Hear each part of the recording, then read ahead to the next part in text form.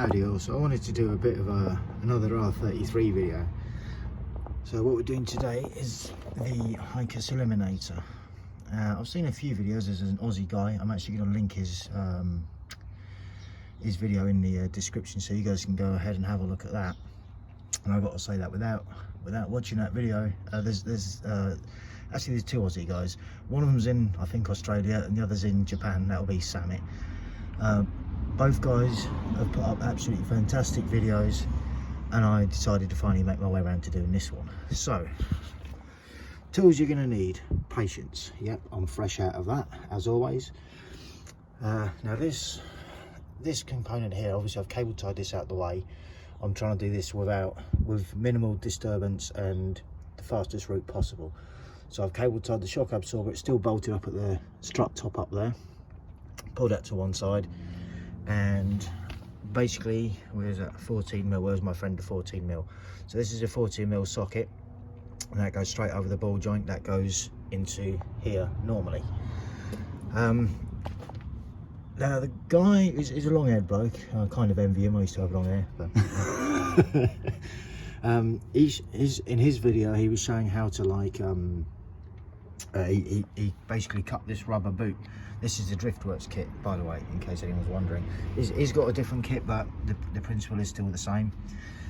So what I'm doing here is I've put the rubber bush in some boiling hot water. I'm just going to leave that for a few minutes, and then what I'm going to do is insert that through there, and then this metal. You know when you forget the name of something? Yeah, I've just done that. Well, that metal bit goes into the rubber bit, right? Technicals are all very technical today. Right, so I've got up. You know what? This is one of these jobs that I've been putting off for absolutely years.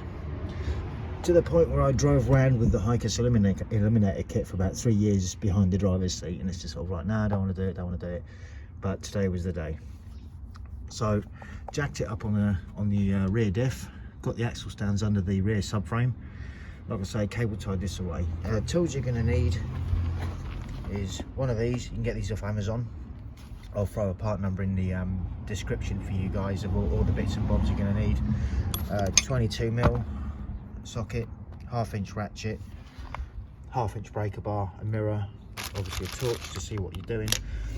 Obviously, being in the trade helps. I've got a ball joint splitter there. I use that to take this off. Obviously you've got I've got the front of that, no.